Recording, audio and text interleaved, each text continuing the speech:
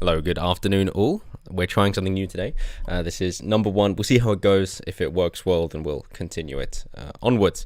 But as it's a nice Sunday afternoon, I thought I'd take this moment to do a live stream of sorts instead and go through the articles for the week and also welcoming a very special guest onto the stream as well. Welcome. Thank you very much for having me.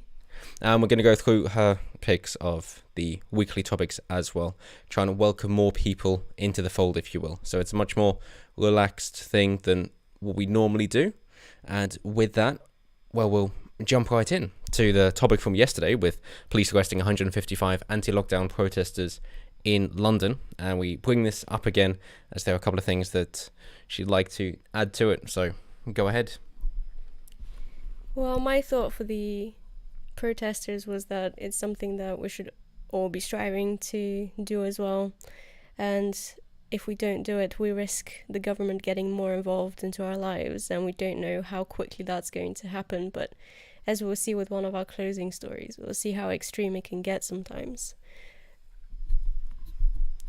Very good, and we have got half an eye on the live chat as well, so do feel free to comment in there and we'll pick it up as it goes along. I know I'm not normally a good one for replying to comments. I do read through them all and I'll just try to get back to them as and when I can.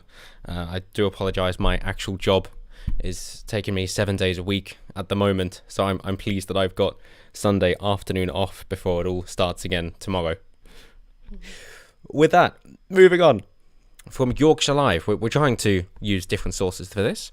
So, defined Bradford hairdresser shut down and handed court date after Kirklees Council lose patience. The owner of the Quinn Blakely salon has been ignoring coronavirus lockdown laws and has remained open despite a number of fines. So, again, you're the one bringing these topics up, so if you will, what have you found out about this then?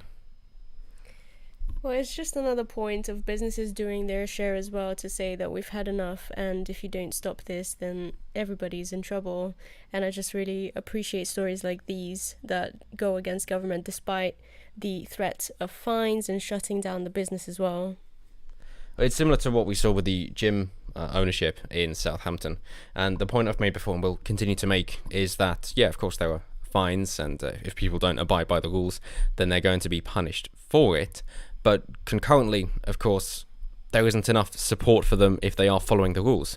So they then put themselves in a very difficult situation where they either break the law and continue doing what they're doing in order to try and keep their livelihood, or, of course, they rescind that and just hope that the big government's going to help them out. But they know that it's not going to happen. So they've just got to keep operating as long as they can, kind of under the radar, because that is the only way that they're going to be making money. And so they don't have an option otherwise. And of course, with a hair salon as well, it brings in the hypocrisy from Nancy Pelosi, which we all know and love from a little while ago when she was insisting that she was being set up, despite her organising it all. And the owner was just saying, well, you're not wearing a mask and we've got CCTV footage. What are you going to do about it? But we're not going to get into Cuomo this time with him winning his Emmy. But it is important, of course, and she tries to go back to quote the Magna Carta from the year 1215, of course. But these days it doesn't mean as much as you'd like it to. Sure, it is the closest we've got to a written constitution, but that the times of that actually being quoted and meaning something are long since gone, unfortunately. Yeah, sure, the spirit of that law may still be echoing around somewhere, but as we do not have an official written constitution, the laws can be changed as and when the government wishes to, as we're seeing, of course, with what we said about protesting the lockdown, that's illegal, that you're not even allowed to protest. But moving on to the next one. From Louder with Crowder. And we all wish we could do a stream like him. Grown adults force 4-year-old to participate in disturbing transgender naming ceremony. So, as they say, transgenders remain ranked number one on the left's pound-for-pound most marginalised rankings. Ask Joe Rogan and Spotify employees who wanted to cancel Joe Rogan or J.K. Rowling. The author of books leftists based their lives on until she started asking questions. And I've seen plenty of lovely Tinder profiles reviewed as well, trying to say, yeah, I'm like a Hufflepuff, something like that, or going through one of the houses from Gryffindor, but fuck J.K. Rowling, by the way. And kind of thinking, well, hey, if we can separate the art from the artist, I think we're making progress. But of course, they wouldn't quite accept that. It just comes back to that there aren't any bad tactics, there are only bad targets, and trying to bring about a principle or a core philosophy from this all is just a futile endeavor, essentially. The other thing that I was going to say is this is from a Netflix documentary called Transhood, and it's got 4 children, and it follows their stories essentially. And sorry, it's not a Netflix documentary, it's just a documentary, and the clip shows that little child is really shy and struggling to define their new identity in front of all these people. But we definitely see a lot of trans positivity going around, which isn't a bad thing in itself. However, when we look at young children and transgender issues, it becomes more tricky. And it just reminds me of the book by Abigail Schreier as well, that Ben Shapiro had on recently. And she wrote a book on the dangers of transgender, in particular with female children, and it's called Irreversible Damage: The Transgender Craze, and it goes through a lot of things that doctors don't necessarily consult with their clients, or something that essentially discussing the dangers of it. And this isn't just from Ben Shapiro, because she was on Joe Rogan's podcast. Yeah, she was on different podcasts. Yep. Talking about it and being criticized for this book. Yes. Often because there's a kind of not quite cult mentality, but it's just if people are around each other, then they have they kind of coalesce into a similar mind or similar group. And with young females as well, with teenage women, that it's seen that they tend to synchronize their periods when they're together, which, seeing as that's a clear physiological state, then you can imagine the same goes for mental states as well. The example Abigail Schreier gives, I believe, is anorexia, that if one is anorexic, then it tends to Spread. Be almost like an infectious disease of anorexia, that it affects other people as well. You could argue that it's even more transmissible and deadly than COVID, but then again, hippopotamuses are more deadly than COVID. Moving on over to Texas from Summer.news, PJW's, the handsome chap. Yes. His own website. In Texas, a school district mandates transgender education for 8-year-olds, and as he says, you can't stop progress. And thank you very much, Michael Garland. I do try. We're just trying something new. If it doesn't work, we're not going to do it again. But if it does, then we will. And I'm looking forward to that knighthood, but I don't think it's going to come to me anytime soon. We're still waiting on Farage to get his knighthood, which he definitely deserves, and we hope that it will come about sometime soon. But I think that's going to have to be down to the Queen, and if it isn't provided by her, I don't think he's got any hope after that. So, in the words of Dominic Frisby, arise, Sir Nigel. Thank you, McDonald, as well. Loving the support. You got to start somewhere. I know. Like Sir Wasp. Very good. I've been doing this for a year and a half, and it's time that we change something about this. More videos and subscribers is not a good place to be. So, a Texas school district board has unanimously approved a proposal to introduce transgender education for children as young as 8 years old. The Austin Independent School District rubber-stamped the new curriculum, which will, for the first time, see students taught about gender identity and sexual orientation. The lessons will also help kids identify an adult they can trust, plus talk to them about options if they get pregnant, and 7th graders would learn how to use a condom, reports KXAN, which is just another example of over-sexualizing children. And we say this kind of thing a lot, and of course the pushback is just to laugh at how obscene that it is, and it's clearly not happening. I mean, we're not going to be teaching 8-year-olds about sex and using contraception and then about different sexual identities, are we? That's just ridiculous. They're far too young for that. People are going to laugh you off. But it's important that we're aware that this is still going on, and that there are still examples that can be used and pulled upon when necessary, as they are here, for them people to be aware that, yes, it is actually happening. We're not just joking about it, and there might be a more insidious motive behind it, given the rise of maps, which thankfully don't seem to be around so much anymore, but they're paedophiles who prefer to use the phrase minor attracted persons, which again is the language game of the left, which they like to do in order to try and make their behaviour seem a lot less abhorrent and maybe even something virtuous. And just trying to say, well, yes, I'm a paedophile, but that doesn't mean I'm a bad person.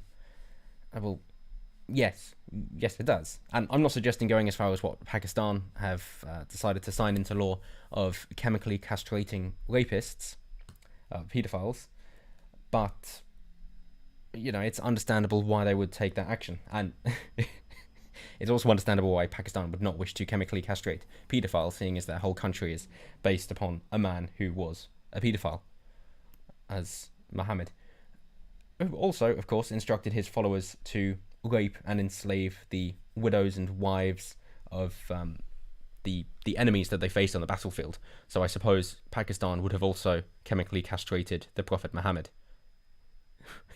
But I wouldn't recommend bringing that forward to them. But yes, Texas. So I do add in. I don't want you to be dominating this too much. Go ahead. No, it's fine. You're much better at this than I am.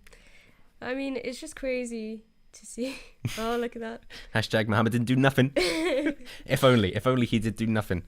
It reminds me of a joke I saw from Wikipedia, actually, that they said, seeing as Muhammad is now the most popular name in Leicester, we should actually change the name of Leicester in England in order to be more understanding of the BAME community in there. So we should call it Mo Leicester.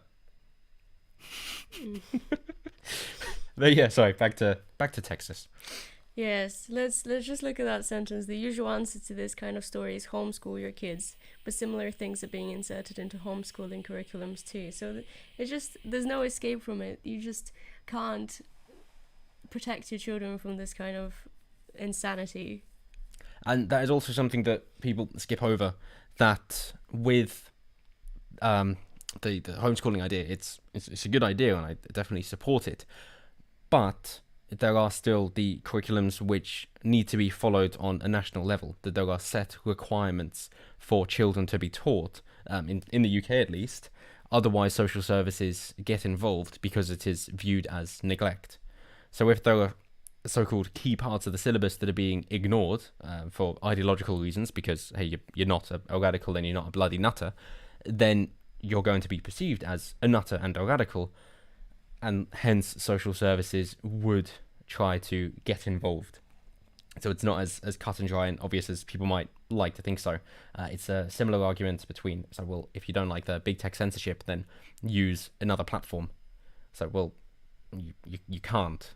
Of course, we do try, but when, like, the internet itself is owned by a particular group because of the lobbying that has gone up to this point, yes, things should have been done differently before, but given the situation, the predicament that we're currently in, just trying to then build your own other offspring option isn't really feasible, because it doesn't just mean make your own website, it means have your own servers, have your own telephone lines, and your own fiber optic cables, and everything like that in order to rival the internet as we know it. You need to create an entire second internet.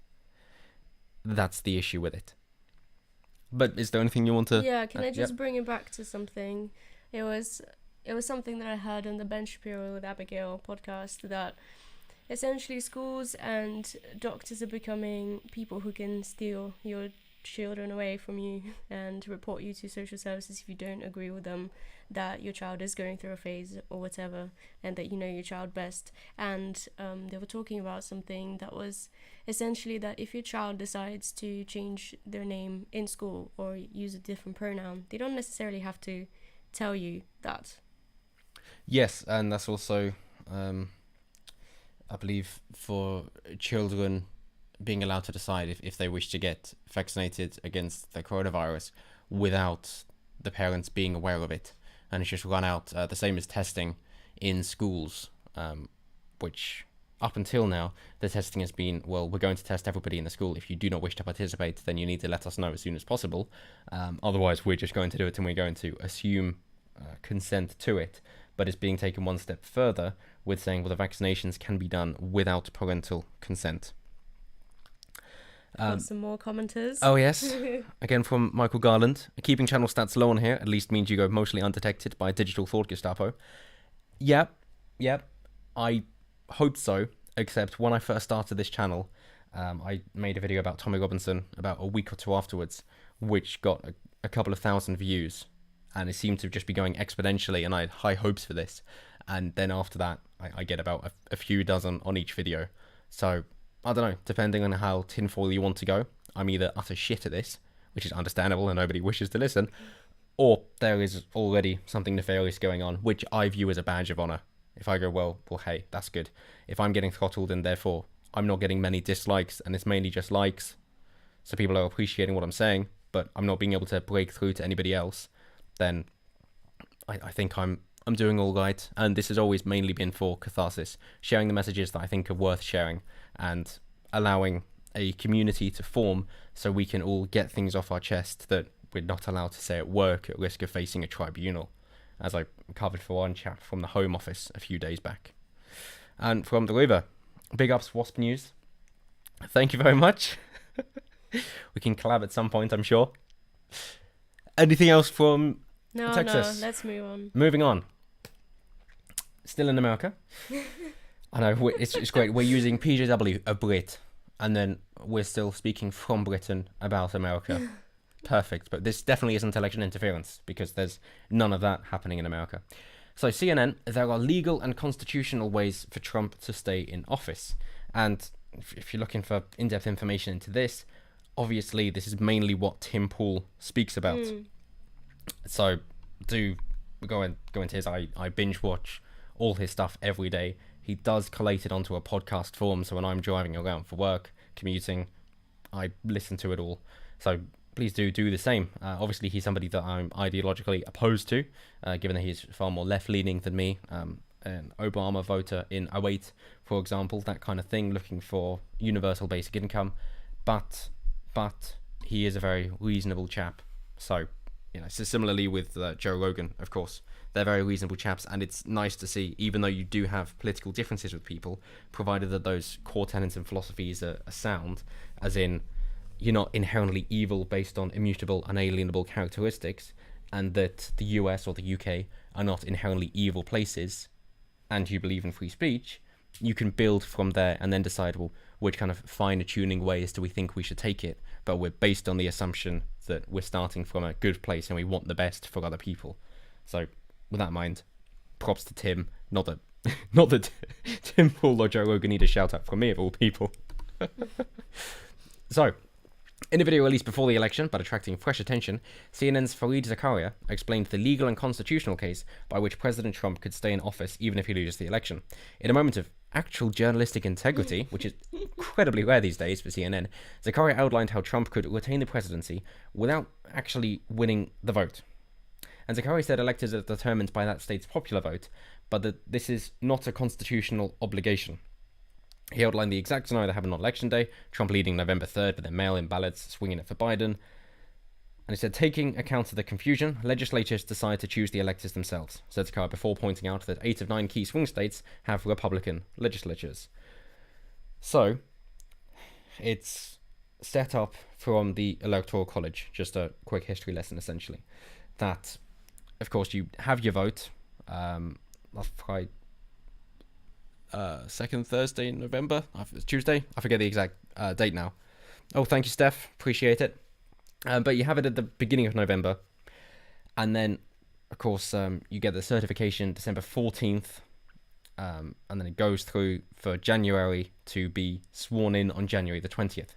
It takes time between the vote, which is essentially just an opinion poll, and then the new president being sworn in or the president getting their second term.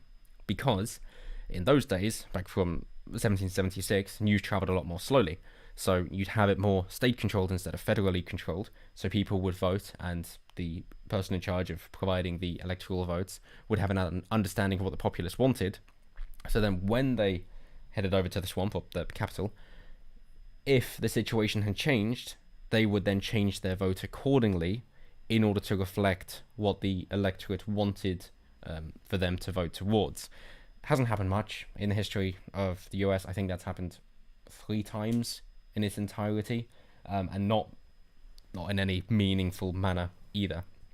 But the way that he's trying to talk about it here is from the legislator perspective, in which case you have a contingent presidency because neither party from Trump or Biden passed the threshold of 270 electoral votes. So you don't even need the votes from those swing states because nobody is hitting 270. You're not necessarily relying on them discounting mail-in ballots as they found in Pennsylvania because they're unconstitutional on a state level because they applied it before they changed the law, because they had to vote on it before they saw it into law, and it's a long, arduous process. But you don't just have to throw votes. In fact, you don't have to throw out these votes at all. You can just make it take so long and delay certification so that it can't be certified, in which case those votes aren't necessarily used. They don't have to swap from what the people voted for. They could just say, well, we can't apply any votes in this instance, in which case Trump gets his contingent presidency there,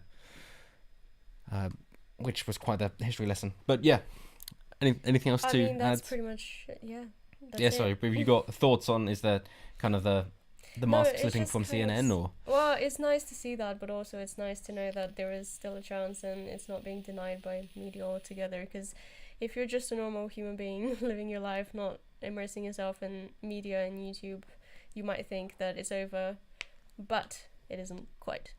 Yeah, and that's the same that we saw on election night as well, of course, which was that as the AP, the Associated Press, were calling the states for Biden or Trump, that even if you had 98% of the ballots in for Trump and he basically won that state, it would not be called until they were sure that they had enough called for Biden. So when they called a state for Trump, it would never put him in the lead. So all night, Biden was always in the lead, even though, of course, that was very misleading. And the same thing goes now, that they're trying to put the thought in your head that Biden's definitely won, so that if there has been widespread fraud and Trump wins a legal victory, then you're going to have another 4 years of saying, oh, it's an illegitimate win, essentially.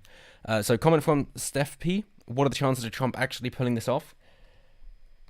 Good question. Very slim.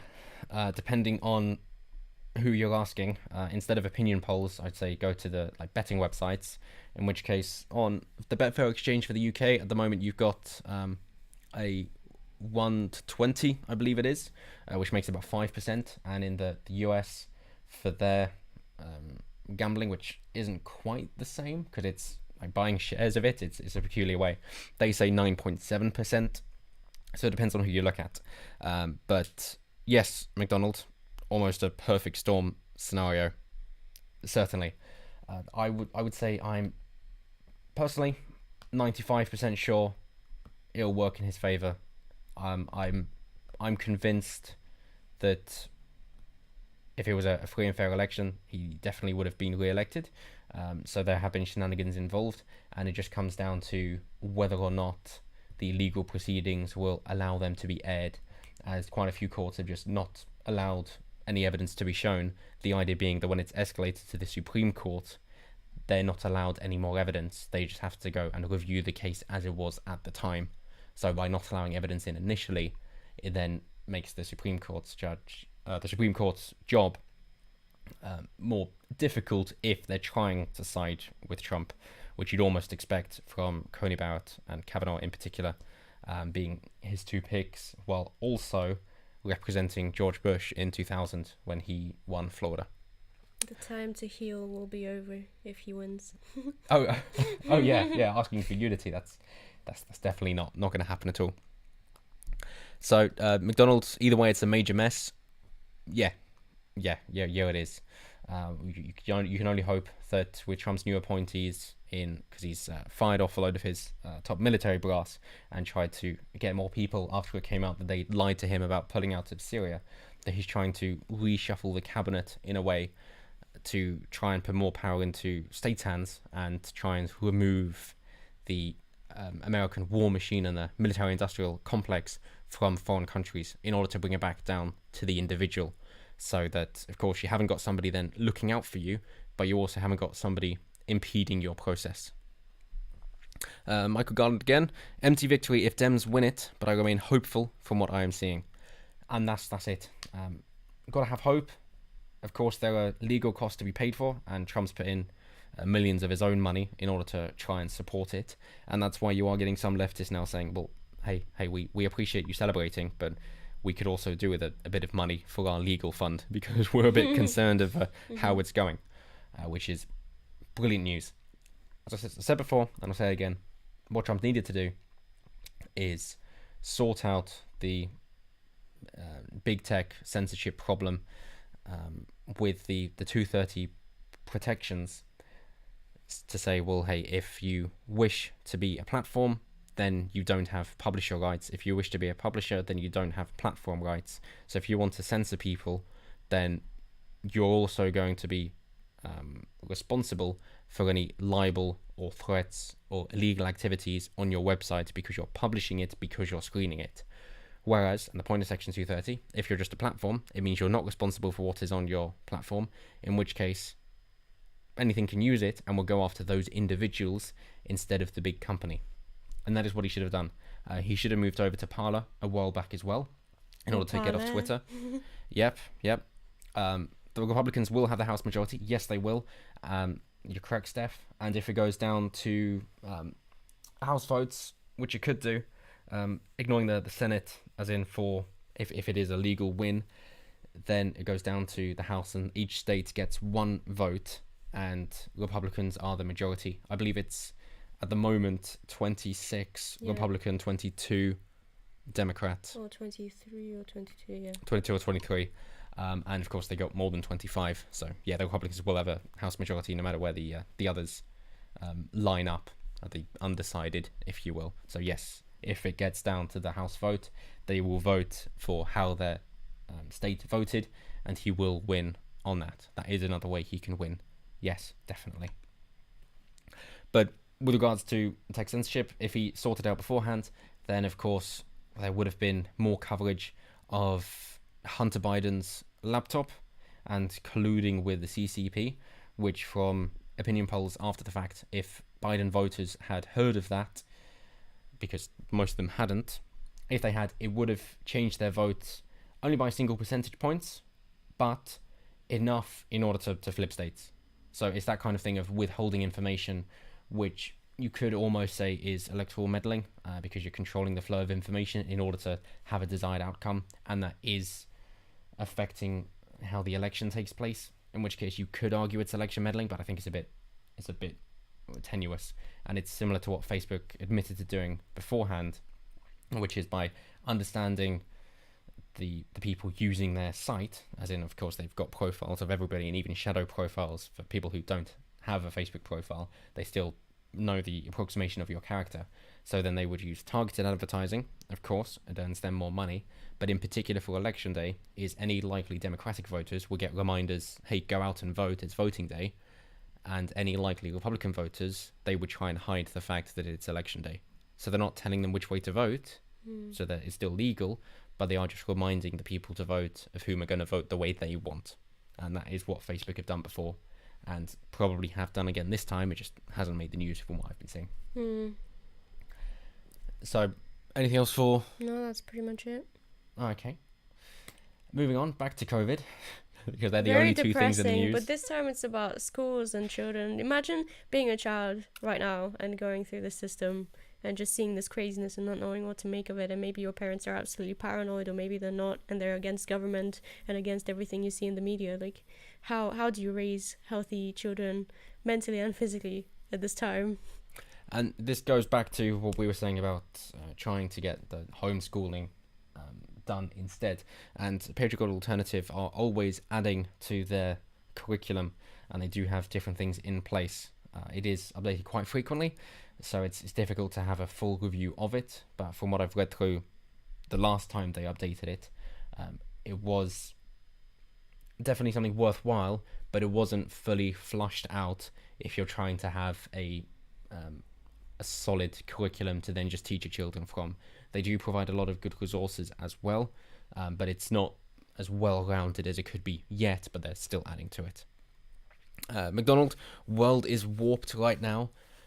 Yeah, well, isn't there that thought that as we're living in a simulation, it's just like a 9-year-old that had the simulation going, and then they were going along, and then year 2016 came along, and like their big brother just moved over and just fucked their shit up, and then the 9-year-old's like, oh my god, how am I supposed to try and deal with all this? And of course, we're in that simulation, just living with what the hell is going on. From Steph P, I have 4 kids in school. How's that going? Yeah. How much are they talking to you about what they're being taught? Because of course, if they're being taught things by a authority figure, they're not going to question it, because you have to learn critical thinking, in which case, how involved are you in your children's education? Are you asking them the questions to get the answers they would not think to bring up, given that it's obviously important? And if you're a fan of a channel like mine, you're highly unlikely to be a fan of the teachers at the school, in which case they're going to be taught things, and the idea to go to indoctrination into things that would cause friction in the family, because hey, the left don't care about families. We know that anyway. They're more than happy to tear them apart. So definitely keep an eye on that. Yeah, it's really sad when you see families, so both parents have to go and work, and they have, let's say, a few children, and who's really overlooking your children when they stay at home and have to study at home? That must be really, really difficult. They're missing out on a lot of information that they should have been slowly kind of assimilating. Yeah, and that's the human development instead of just the intellectual development. It's what Stefan Molyneux mentions, that if there's a young child, like an infant toddler, who is away from his parents for more than 20 hours a week, it's the same kind of psychological effect as just abandonment. That's how important the parental involvement is for the children. You're saying, Steph, 3 of them have been told not to go into school for the next 2 weeks due to COVID. Good on you. And the kids tell you everything. They keep getting taught about BLM. Of course. Yes, and that gets intertwined into even maths problems as well. But in terms of COVID, good. It's glad that they're not being indoctrinated, but of course it sucks to know, well, how are you supposed to deal with their education as well? You've got your own life to live. That it's anything with government oversight like this, that they just go, well, hey, we're going to push these policies forward, and then they do not have any understanding of the unintended consequences, and say, well, if you're saying that the children can't be at school, then they have to be at home, but you've already dictated from the labour market that you need both parents working, most likely, in order to be able to survive, in which case, where are the children supposed to go then? All the teachers hate Trump.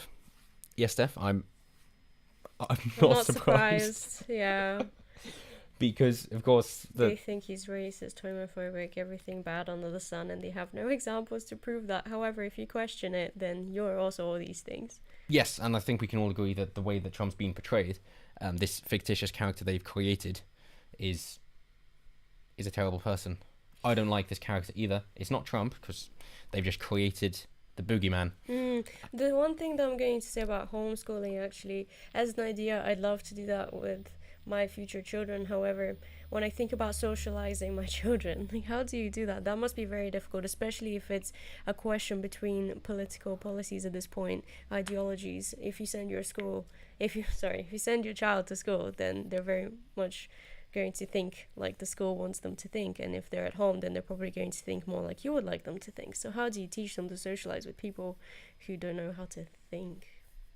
Well, it's still then after school ends, that you still be socializing, just like we all did as children anyway. But kind of the 90s kids, if you will, that you knew where the children were, because it's where all the bicycles are outside that door. It's that kind of thing. And now that people have gone online more, that yes, McDonald's, you're completely correct. Network with other homeschoolers. Yeah, that's a good. That's correct. Obviously, the physical interaction is very important, and the nice thing about the homeschooling side is that, as we know with the war on boys, that the physical interaction, the roughhousing that young boys need isn't allowed at school, because they're basically basing it on how a girl should be, and just treating every child like that.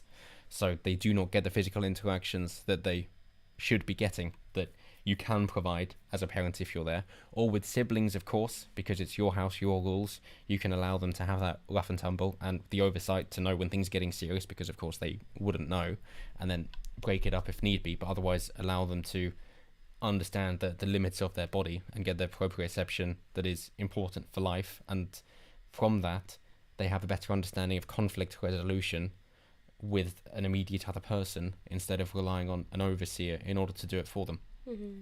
But choosing to then go into homeschooling is a huge decision. Yeah, especially with more than one child. And you have 4 children, that's a lot. for legal reasons, obviously nothing that we can advise on here. No. But definitely do look into it, do your research, your due diligence as you can. Yeah. There are several resources out there. Pedagogical Alternative is a good one. I am aware that Mark Collette himself is more than happy to speak to people in your situation and help you out as best that he can. This is a service he provides free of charge, and he's far more knowledgeable about it than myself. So do try and reach out to him, get in touch. There are several sites. The same thing with Pedagogical Alternative, if you are that way inclined, is there are several different groups around the UK.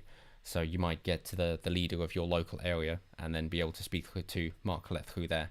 And most likely, this links in with McDonald's point of network with other homeschoolers, that we meet other like-minded people there looking to homeschool, and that could make the transition a lot easier, because it wouldn't just be then you finding information, but it would also be then having a group of people that are doing the same thing, and you can help out as you'd hope to. It's a similar thing that parents used to do.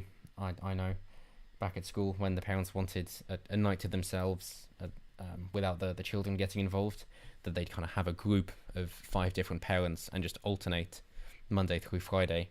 It's like, okay, like on Monday the children are going around to your house, on Tuesday they're at your house, the Wednesday they're at your house, so that the friends all stay together as the children, and they're more than happy with it, and the parents get some time off as well. History Debunked is another good resource. Yes. yeah, that's a good point. It looks like you're doing your research as well.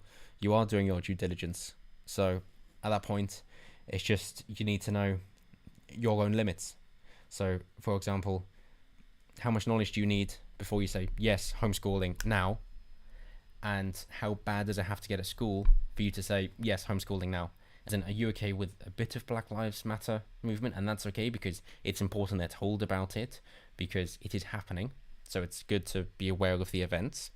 But then if they get into saying, and of course the UK's had a big slave trade in the past, it's like, okay, well that's fine, that's still accurate.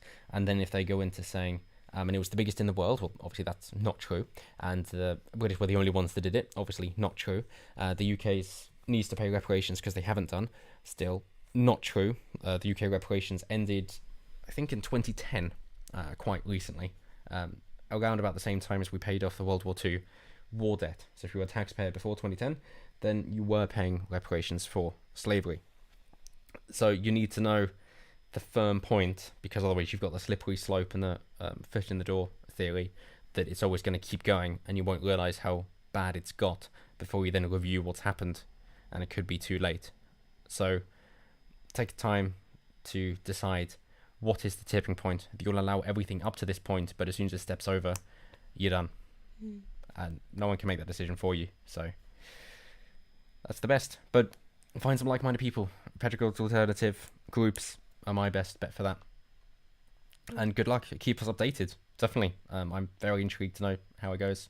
And maybe we'll meet up one day for homeschool children.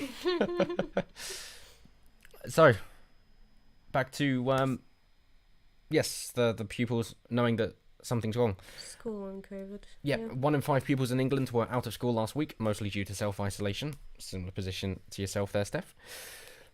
Teachers have warned of a collapse in secondary school attendance after the second wave of the pandemic spread across the UK during autumn. This will also coincide with wanting to be together for Christmas, and with their Christmas baubles. Yeah, they're called bubbles, but they're That's in the next article. It's festive. Oh, okay, yeah, they're baubles. Because people are being told, well, you should self-isolate for 2 weeks beforehand and 2 weeks afterhand. It's like, well, okay. That's insane. In which case, we want Christmas together, and if you look at the date now, it's pretty much the start of December. So 2 weeks' time, so 3 weeks' time will be the end of school anyway, and we want to be able to be together and with family. So if we just pull out of school now, then we are self-isolating, and it's fine. It's not a problem. Because although the people may not have care for the virus so much. They are concerned about the law, and therefore by pulling out of school early, they then do not have contact with the school in order to report them, as they would like to do. So they say, even before mid-October, when Northern Ireland's huge wave of cases came to Lisneal College in Londonderry, Principal Michael Allen says about 5 of the GCSE year group of 135 pupils had not returned because of mental health and anxiety issues, which is what we've seen in, I believe it was Canada, where there was a grandmother, an elderly woman, who did, of course, have a lot of anxiety and concern about the virus and not being able to see her family. So she just took the initiative and had assisted suicide. Yes. She was as healthy as an octogenarian can be, but it was just, well, hey, my life is pretty much done. Now it's just to see my children and my grandchildren and be around them, and I'm not allowed that, so I'm just going to take myself out. Similar thing for a younger chap, in fact. It was middle-aged, if that. The first person to be quarantined in the UK with coronavirus, that then moving to different countries and had to be quarantined there and there and there, and he ended up killing himself as well. And that was, of course, the first case, and he killed himself. So this is hardly a surprise when you have well-adjusted members of society taking themselves out, that children who, everything's novel and new anyway, and things are scary and anxiety-inducing, as not only as children when everything's new, but then with puberty, when everything about their own bodies are new, that then you throw in all this as well, and you don't know who to believe, what to trust, and you keep being told that everybody's out to get you. That what do you expect to happen, really?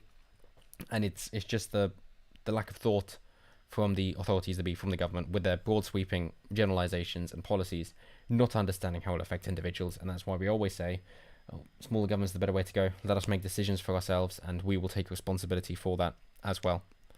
And yep, McDonald's whole thing is pure evil, to be honest. It is. It is. And I think the benefit of the doubt has been long gone.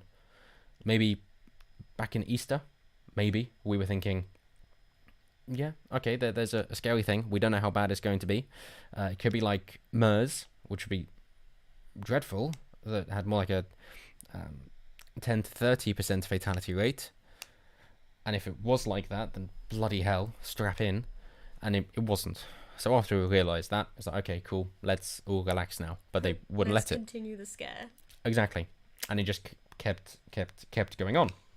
And the precedent that seems to be set is, if the government is scared about something, then they're allowed to just take away your rights. And then they can, give you a freedom pass if you're doing the things that make them feel better. So, well, it's not down to you to feel good, government. It's down to the individuals. They seem to forget that the power comes from the people. Just reminds me of this this interview on valuetainment with a German lawyer that I sent to you some time ago, that he was suing, he was making a case against coronavirus and the scientists that were saying that it's so bad, and there was evidence that before coronavirus came to surface, about half a year before that, all the people that were the key figures in spreading the panic over it had met and discussed some sort of ideas, which I find is very convenient. Yeah, very conspiratorial, and I love conspiracy theories, as you know. I love Nikola Tesla's free energy, the mud flood conspiracy, Atlantis. All these are fascinating to me, but just as thought experiments, and I like to be more analytical before I buy into any of them.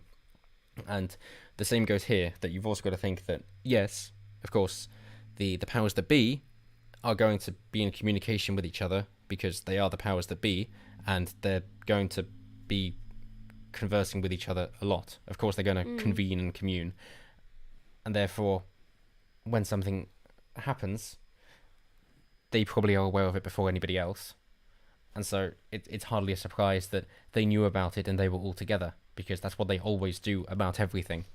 So is this one any different? It could be. Maybe they're plotting it for a while, as of course we see with the previous information out of the World Health Organization and with the Bill and Melinda Gates Foundation being, concerned about a coronavirus, and a coronavirus in particular, and with Bill Gates being very cryptic about saying, it's, got to be ready for the next one. It's like, hang on, His Bill. little smirk. Yes, computing forever, replaying that about half a dozen times. Definitely go down the computing forever route if you're looking into coronavirus. Tim Pool for election and how Trump will win. Computing forever for coronavirus and Bill And Gates. depressing yourself, just... You gotta laugh. Look at Zeducation then for You Laugh You Lose. Yes. Each week. Great channel. Tyler Zed of Zeducation. You Laugh You Lose every Sunday. He's already uploaded his today. Go for it. It's a nice little After this stream. weekly retreat. Yes, yes. Got a Orbital few Gordo, comments. great channel. Thank you, Orbital. You can orbit around here anytime. Also from Orbital Gordo, I don't know what Gordo means. I It's a really name. enjoy your take on the news. Gordo's a name. Okay, I'm sorry, I'm an uncultured swine.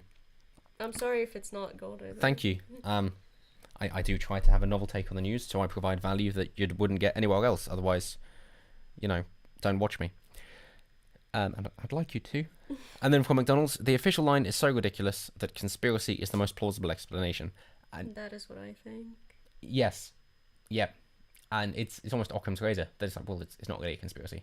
And it's like a conspiracy theory is only a theory until it's proven true. It's a similar thing with Alex Jones.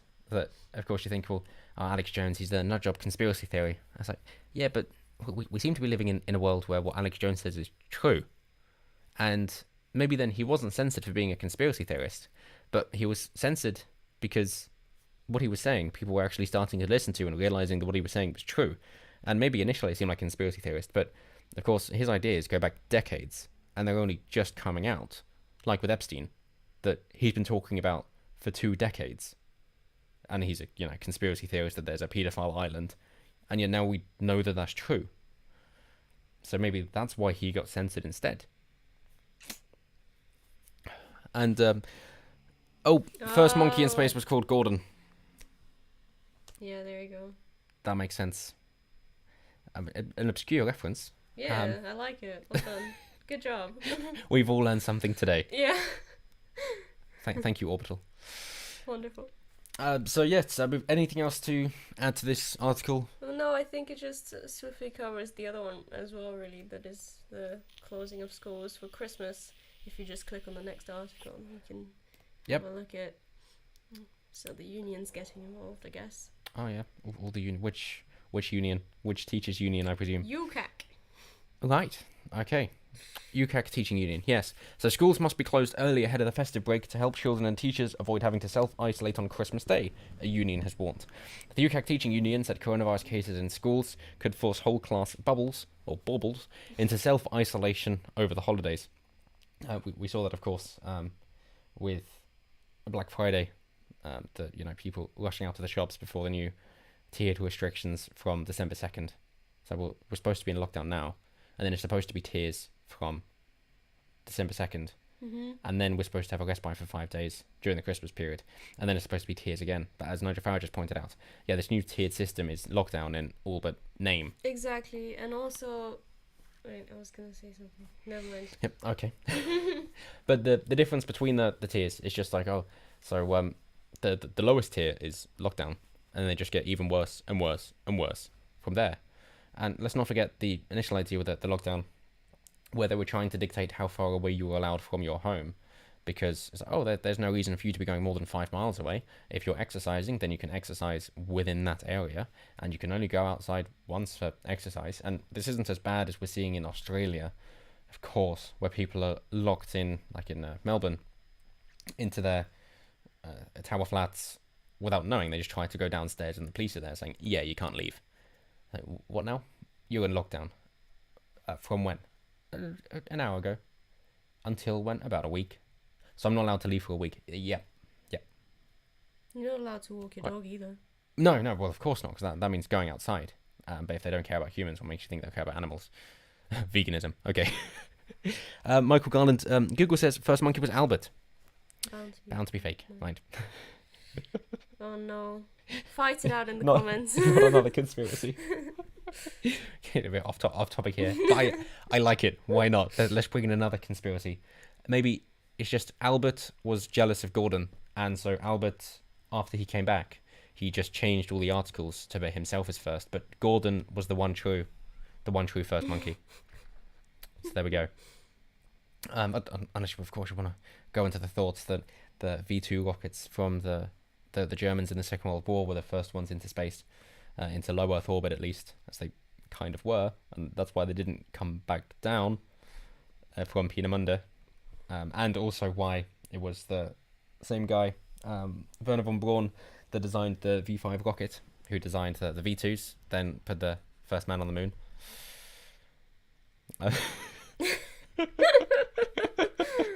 Orbital Albert. No, let's keep Orbital Gordo. Just missing the N. Is it because N isn't allowed? Is it because N is a bad letter? You know. Very good. So UCAC, yes. The union said schools should close on the 11th of December and move lessons online. First Minister Mark Drakeford said there were no plans to close schools early. And the thing of putting schools online is good for parents to be involved in the lessons. Because if you've ever tried being involved in your child's lessons and just say, hey, so my child's going to school, and on Wednesday, I'm actually off work. Do you mind if I just join and sit in the back of the classroom for all the lessons? Oh, I see Gordo's a winner. We're not going to do a press 1 and 2 in chat. It's okay. G for Gordo, A for Albert. But yeah, seeing is very difficult as a parent to then go into the child's classroom in order to see what's going on. At least by having these online lessons, you can see it live, and everything is being recorded as well. So of course you can use it for places like fire, if you will. We got our first G in the chat. You can use it on things like Fire Foundation.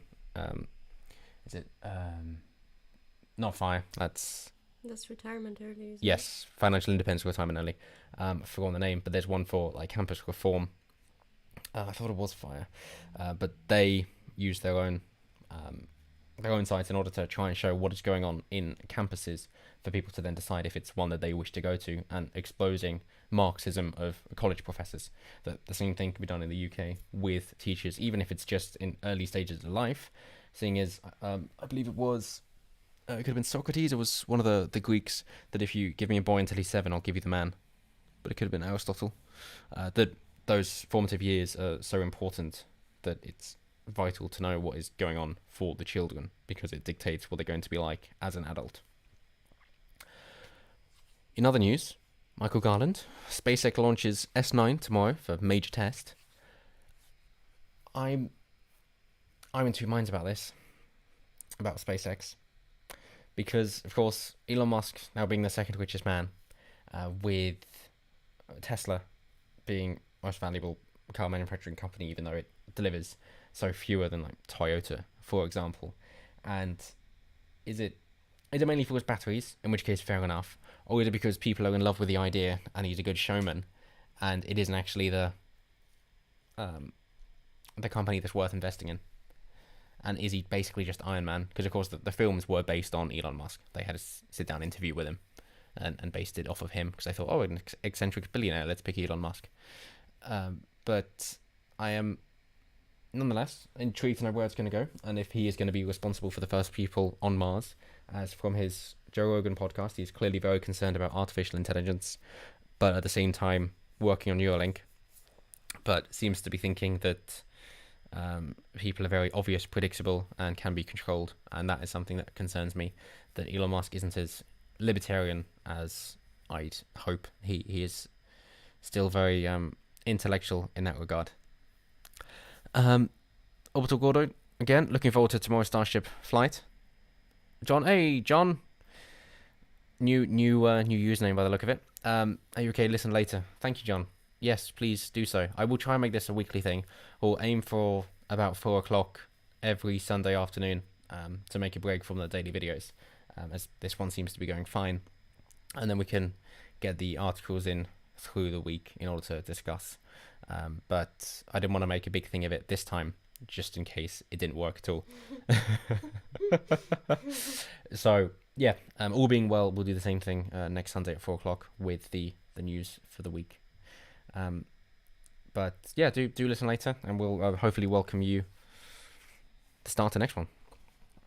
So yes, schools. If we're talking about rockets now, we're going to get far too much into that. A little bit of Christmas rules. Christmas COVID rules. For those of you who didn't know, I wouldn't recommend getting your legal news from this channel, but for those of you that do, rules apply across all 4 UK nations. So, restrictions remain in places for pubs, restaurants and other hospitality businesses throughout Christmas. You're free to travel in and out of other areas of UK freely between 23rd and 27th of December. Up to 3 households can join, up to form a bauble, and a bauble can meet in homes, places of worship, and outdoor spaces. You know those buttons that you have with pre-recorded messages? We need one with you saying, bauble. Just having your text alert. Yes. But it is interesting there because they say bubble can meet in homes, places of worship, and outdoor spaces. The places of worship are closed. Yeah. But the first one they say, restrictions remain in place for pubs, restaurants, and other hospitality businesses throughout Christmas. The pub is my place of worship. Oh dear. That's a very different type of Holy Spirit. But yes, that it seems that they are giving credence to places of worship, given that mosques have been main super spreader events in the past few months, and that's why we've seen so many from Middle Eastern backgrounds struggling with it. But also, of course, vitamin D seems to be very useful in fighting it off, and that's different from vitamin C with colds because that's just not true. But vitamin D and iron as well, of course, and zinc in particular, are linked with fending off COVID. And if you're in a northern country like the UK, then of course having lighter skin means you can absorb more vitamin D than somebody with darker skin, and therefore the darker skinned immigrants aren't getting as much vitamin D as the lighter skinned natives, and therefore they're going to be struggling because they're not receiving as much vitamin D because their bodies were not meant for a country of this latitude. But there we go. Well. We're going to shit jokes now. I like it. I like it. From Steph P. You know what makes a good stocking filler? A false leg. Oh dear. I wonder if Paul McCartney ever did that for Mills, his ex. That'd be great. Just happy Christmas. Here's a reminder you're an amputee. And just coal at the bottom and Blackfoot. Great. So yeah, they're your reminders for COVID Christmas. Moving on, very different tone here. In Nigeria, farm workers killed in insane Nigeria attack. So, do you want to tell me what this is all about? Well, it's basically rise of Islam. I didn't really know that was becoming an Islamic state, really. They're trying to create one. And yes. that's quite horrible when you think about it. There are so many BLM protests in the US, but this, you're probably not going to hear about it unless you're just browsing the news, and it's probably going to die out very soon. Just like the Nigerians. Pardon the pun. But this is what something Act 17 Apologetics, Mr. Wood, said a couple of months ago about Nigerian Christians commenting on David Wood's channel, saying, well, yeah, we're aware of what's going on, and we got to pretend that we're Muslim, because, of course, if you leave Islam, then the punishment is apostasy, as in you will be killed for it, and you've got to hide your Christianity, otherwise you're going to be attacked for that as well. And as you say, it's not going to be recorded over here or reported on much, which is nice to see. Then the BBC are putting it out, but they, of course, do not wish to put exactly why it's happened. But they're getting more reporting than they are for the South African genocide, of course, which people don't hear about because that's a white genocide. Instead of here where black people are being killed. But this is exactly what you would expect from Islam. It's what Islam has been about, that all the time you are weaker than the people of whose country you're in. You pretend to be peaceful, and then once you're stronger, you take them over and you kill them. That is what Muhammad did put forward when he was with the pagans, of course, that you pretend you're peaceful until you have large enough numbers in order to overtake them and kill them. That is the idea of spreading Islam, unfortunately, and that's the state of play. But no one has yet claimed responsibility. So, at least 43 people have been killed in what the Nigerian president has described as an insane attack on northeast Nigeria on Saturday. He says, I condemn the killing of our hard-working farmers by terrorists in Borno State. The entire country is hurt by these senseless killings. My thoughts are with their families in this time of grief. May their souls rest in peace, said President Muhammadu Buhari. President Buhari also described the terrorist killings as insane, according to his spokesman, Garba Shehu. Yeah, some people are also missing, which is good too. Some farm workers are still missing, with one resident in Amnesty International saying 10 women were among them. I wonder what that's about. Well, as I say, you are supposed to make widows of their wives and orphans of their children. Exactly. If you would like to talk about who they're talking about killing there. So that's just The men. horrific. Which is a Dr. Gandapakam point. And if you don't know of Dr. Gandapakam, Mike, definitely check him out. His Monted News as well. If you want satire, definitely check him out. It's a lot lower budget than Stephen Crowder, but if you're a fan of the late night shows and satire, Dr. Gandapakam is a brilliant way to go. Do definitely check him out. So the victims were labourers from Sokoto State in northwestern Nigeria, roughly 1,000 kilometres away, who had travelled to the northeast to find work, another militiaman told the AFP. The governor of Borno State, Babagana Zulum, attended the victims' funerals on Sunday. It is disheartening that more than 40 citizens were slaughtered while they were working in their farmlands. Our people are in very difficult situations. They are in two different extreme conditions. On one side, if they stay at home, they may be killed by hunger and starvation. On the other, they go out in their farmlands and risk getting killed by the insurgents. This is very sad. You might notice also no COVID lockdowns over here because, of course, they can't afford them. But also, if you're outside in the sun all day, it's almost like you're gonna be okay. Locking people inside doesn't work. Wow. Wow. And then Let's we'll go to some lighter stuff. yeah we'll be wrapping it up soon. There are 2 left. We're aiming to just go for an hour, so we should be a little on target for that. So, as they say, we're just past an hour. That's fine. That's fine.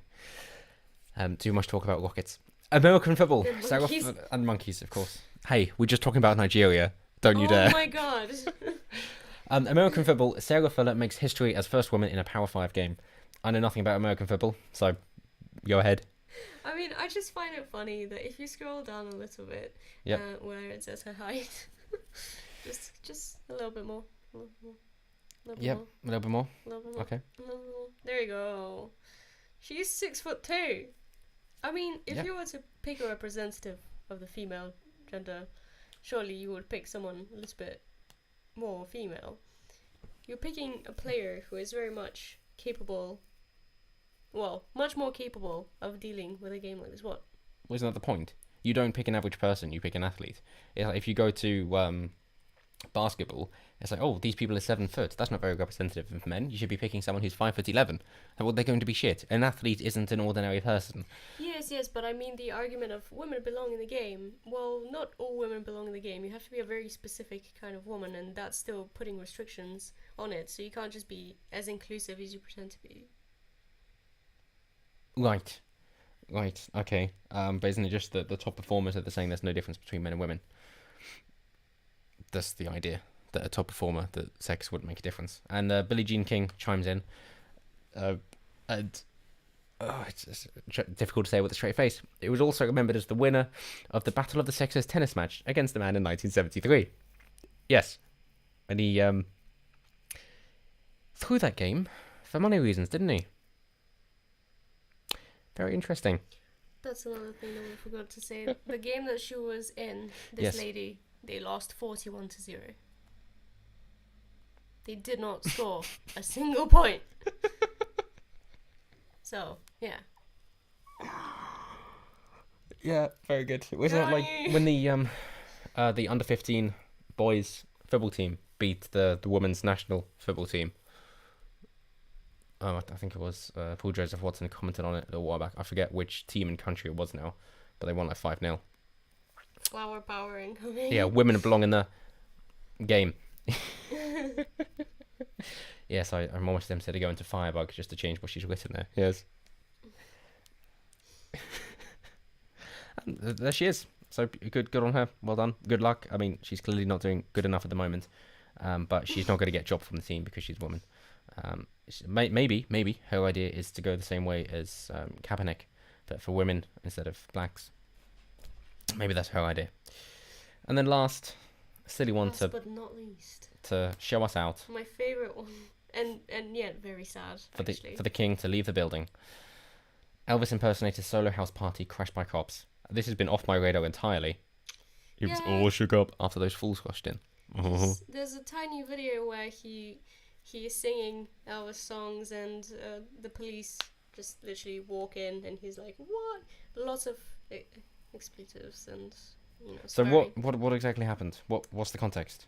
Well, he was just doing a live stream, being an Elvis impersonator, and the three policewoman, and two policemen or something like that, they literally barge in, and they say that they've been trying to get him for the past 20 minutes, and he was saying, well, I'm just doing a live stream, I can't hear you, I'm on my earphones, what are you doing in my house?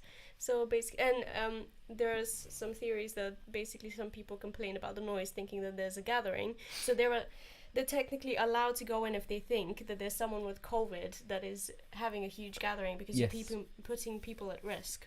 Yes. And where was this? He's got a very northern accent, I believe something. It was in the UK, yeah. Yeah. Because, of course, in America, I forget the people's names, but there was a couple playing Crash Bandicoot on their, I think, PlayStation. Well, it must have been. It was an exclusive, wasn't it? And the neighbours thought it was a domestic dispute, so called the police, who went around, and the guy was like, okay, came to the door. I think he had his gun as well, because it was like, well, it's late at night, why they're there, and he saw it was the police. Just like, oh shit, and they said, drop the weapon. So he did. It's like, what do you want me to do? And then they shot him, and they killed him. He was a white guy, so you probably haven't heard of it much, but it's just the idea that people will then report on their neighbours, and it's almost like SWAT raids, which was something done and still is in part, and it's not nice at all, and obviously disavow people from doing it, which is if there's somebody that they don't like, they will just find their address, doxing them, and then say, oh, there's an armed person and they're dangerous, need help now, and report that to the police. Obviously remain anonymous themselves in order to just make the life very difficult for the person on the receiving end. And it seems similar to what has happened to this chap, who is trying to spread good cheer by the looks of it, and in retaliation he's got unwelcome guests, so the only way he was breaking COVID restrictions were by the police being there. That's so true.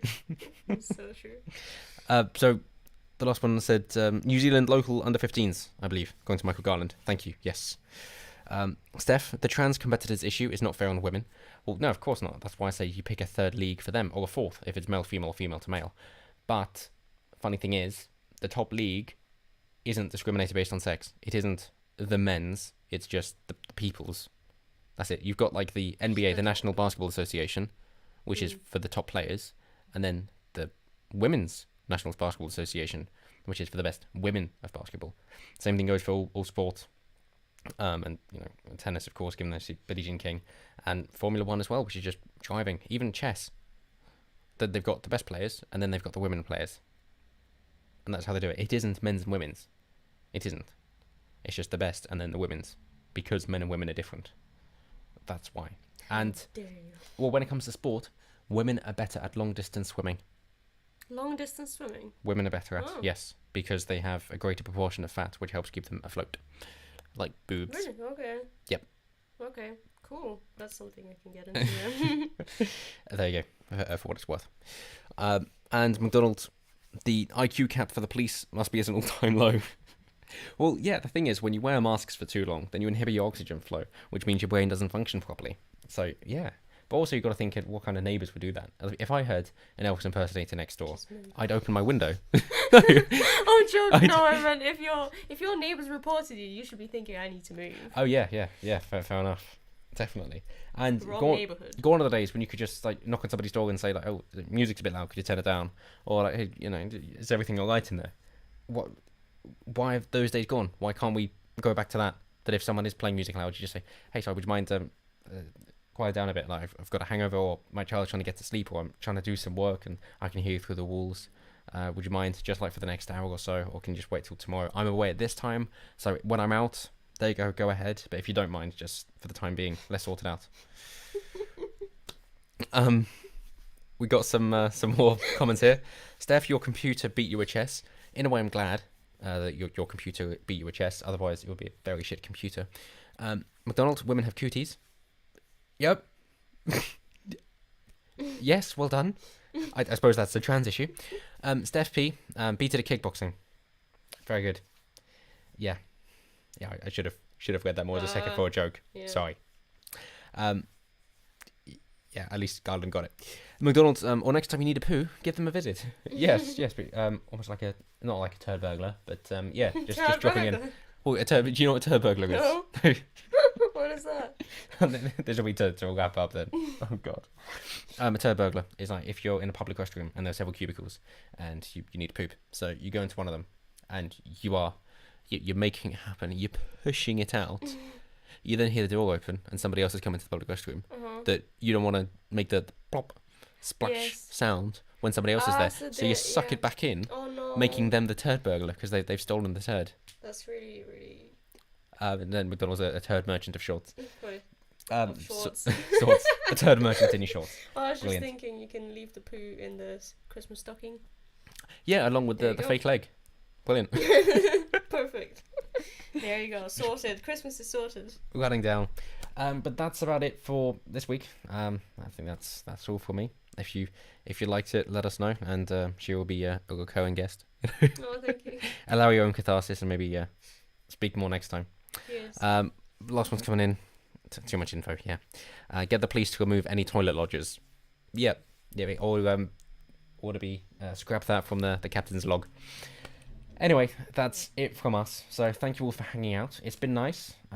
Not too bad for the first time, and we'll definitely be doing it again sometime soon. So this will be the video for today. And as always, until next time, have a good one.